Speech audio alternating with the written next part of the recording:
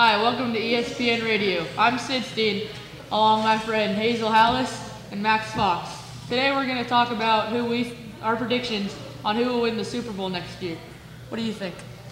Oh, I think a really strong team that's going to be going into next year with a little chip on their shoulders, the San Francisco 49ers.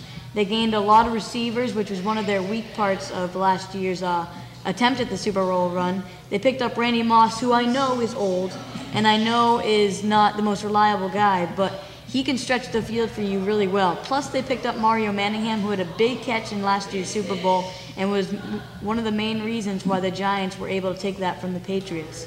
I also think the Patriots, as a Patriots fan, I think the Patriots have an shot to make it back there, and they always do. They're always a pretty good team every year, and I think even with the losses of like Mark Anderson and people on the defensive line, their draft was very well done, and I think they have a shot also. I think that the Packers will win the Super Bowl this year. They went 50-1 last year and played one bad game in the playoffs against the Giants. The Giants had a really great postseason, and I think if they play that game again many times, the Packers will win almost every one. That game was just not an exception to that. The Packers still have a great team this year and haven't lost any good key parts of their team.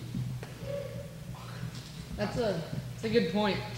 How about we open up the phone lines now? Take a caller. This is Delafonte from Atlantis. Actually, it's Frank, because that's okay. No, you're Delafonte. Who do you think could be a breakout team of the year? You talking NFL? Yeah, who do you think could turn it around the best? Turnaround. I feel like a turnaround team.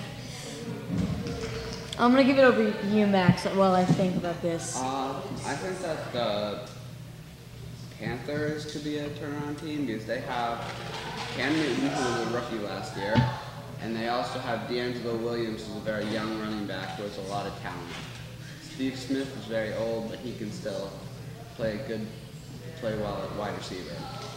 I think even though the Detroit Lions were decent last year, I think they're going to have a much better year this year. I feel like the experience is really helpful for people like Calvin Johnson and Matthew Stafford. And they're going to be much better this year. They're going to probably get around 13 wins and be dominant in their division, and I feel good about the long run in the playoffs for them. That's a pretty valid point. All right, thank you for watching us tonight on ESPN Radio. I'm Sid Steen, along Hazel Hallis and Max Fox. Thank you, and good night.